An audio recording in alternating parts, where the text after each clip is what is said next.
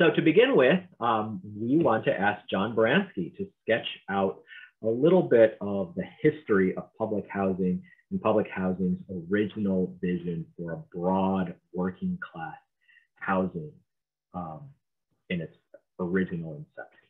So take it away, John. Great, thank you, Fernando. Let me try to pull up a PowerPoint.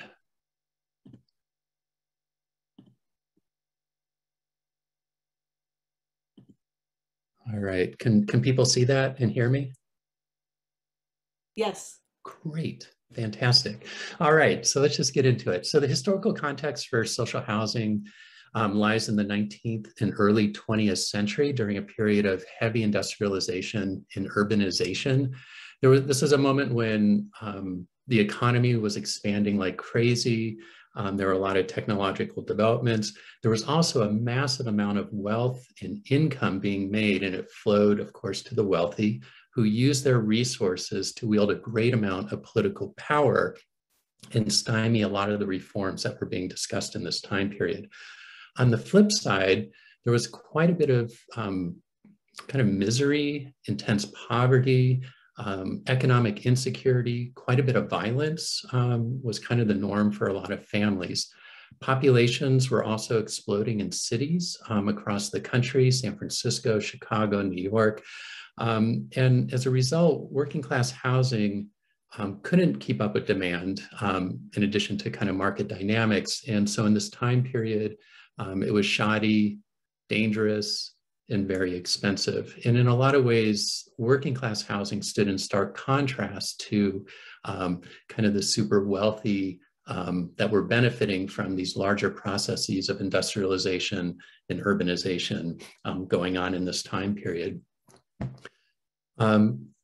For non-whites, the poor, women in the US during this time period, again, we're talking about 120 years ago, they were often not full citizens. Government was not responsive to their demands and their votes. They had fewer opportunities, unequal pay, and they were even less safe in terms of, if you're thinking about the ways in which industrial accidents played out, racial violence such as lynching, sexual assault. There was just a lot of, it was a really unsafe time period for a lot of people during this time period.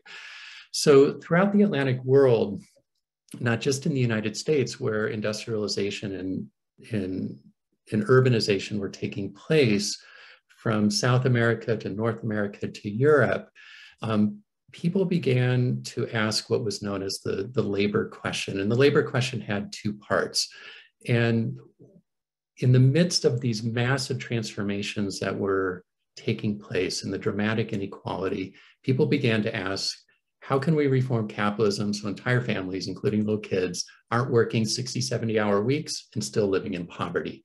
This was a kind of this moral question, kind of specifically looking at how humans were organizing everything from land and housing to work, income, and wealth distribution. So again, this labor question was being asked throughout the Atlantic world, from Europe to the Americas, wherever industrialization and urbanization were happening in tandem.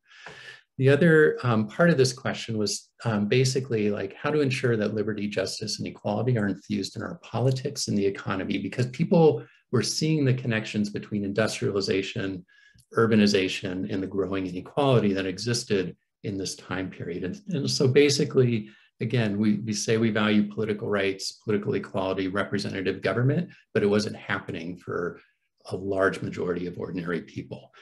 So we have this labor question, people are asking it, and in response, they begin to form social movements, labor movements, tenant movements, unemployed movements. The ideas around these responses to the labor question ranged from revolution to reform.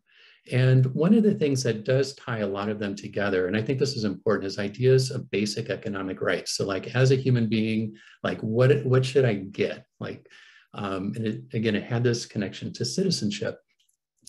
Throughout Europe, nation states began implementing policies and reforming how their governments put together economic rights and protections for their citizens. This is often known as cradle to grave rights and protections for citizens. It included things like health insurance, unemployment insurance, job programs, minimum wages. Importantly, mostly because social movements throughout Europe were stronger, the US lagged in creating a lot of these policies and programs and protections. So again, if you're thinking about a timeline, European nation states are beginning to experiment with cradle to grave rights and protections attached to citizenship in the 19-teens, 1920s, early 1930s. And again, the US is kind of lagging. I'll get to the US in just a sec. One of the key parts of this cradle to grave kind of package that many European governments began to offer to their citizens was social housing. Some early kind of experiments throughout Europe in this time period, you had worker cooperatives, limited dividend venture, kind of ventures or enterprises or financing. You also had what was the largest program was public housing. European public housing had several kind of characteristics and objectives in the 19-teens and 1920s, a lot of which will have a pretty big influence on how social housing in the United States was conceptualized, at least by those who are kind of paying attention. So one, for European public housing, it was publicly owned, managed, completely taken out of the speculative market. The governments realized that building housing could also accomplish other things. It could put people to work and put people to work in good jobs. It could build housing, which was desperately needed by Europe's working class. It could also play a role in kind of economic planning. So during times of economic downturns, spending could go up, you build more housing, put more people to work, act as kind of like an economic stimulus, and then also build good urban space. Importantly, European housers, as they were thinking about these public housing programs, is that they also wanted to influence working class culture and politics. So the housing developments were designed to foster kind of like a collective political sensibility around economic rights. They were designed to foster community with on-site garden courtyards and social spaces to meet and gather. And then also the housing was really cool. Art Deco, garden apartments. It was non-stigmatized and it was for white and blue collar workers. So you have all this stuff going on in Europe, again, in response to the labor question and how Europeans were thinking about it. What happens in the US? So social movements pick up again in the 1930s during the Great Depression. Franklin Roosevelt is in office. They put a lot of pressure on him. And what we get is the 1937 US Housing Act, which created the US Housing Authority. The people who were involved, and I think this is important because it's often lost 60, 70 years later, is that for those who are involved in federal public housing in the very beginning, at the local and at the federal level, were a bunch of planners, architects, progressives. There were a few labor leaders, radicals, and they very much had and brought kind of a European social housing vision to the United States public housing program. And they wanted good housing for workers with the kinds of designs for community and politics that were seen in Europe in this time period.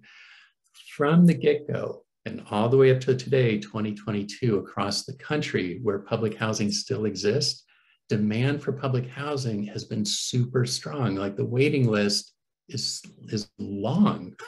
Like even in, the public housing developments that are stigmatized in a particular city, the demand for those units is so strong, again, which is a testament to kind of the private sector market. It's within this context and within this legislation that we get the San Francisco Housing Authority in 1938. Down in the image there, you can see Valencia Gardens, that's version 1. And you can kind of get a sense of the ways in which the courtyard channeled people in for gathering and kind of public activities and that sort of thing. So we get public housing in the United States. And there was this moment when a lot of the progressive ideas and European ideas were part of what was part of our public housing program.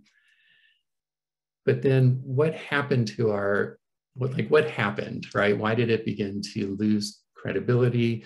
And what were some of the constraints that the federal public housing program in the United States faced? What I want to do is just lay out some of the examples, because I think it's important for thinking about some of the pitfalls from the past and maybe moving forward with some different ways of doing things. So from the get-go, the real estate industry and landlords curtailed the federal public housing program by reducing the funding. That is good old-fashioned political power, reduced the funding. And what this did is it hurt two things: public housing design, that is what was actually built, and the required maintenance to keep it up to code and to keep it like livable. That's like one thing. Second thing, the social and labor movements that were very involved in making public housing happen in the United States basically backed off. In other words, there's a connection between social movements and what the government does or doesn't do. Tenant movements, at least in public housing, have been episodic. That is, they emerge sometimes they don't. And when they do emerge, sometimes it's not to expand the larger public housing programs, but instead to maybe focus on a particular issue or a particular leadership within a public housing authority. Fourth thing, is that the way that public housing was set up in the United States, and this is certainly true of San Francisco, is that mayors controlled the leadership of the local housing authorities. And so what they would do is they'd install people loyal to the mayor, who in turn were usually loyal to real estate leaders and property owners who were also committed to racial and class segregation. So you had this dynamic where you had the wrong people leading what was going on there. Corruption and accountability, connected to this very much so, in housing authorities was also and has been a problem. Just a couple other things.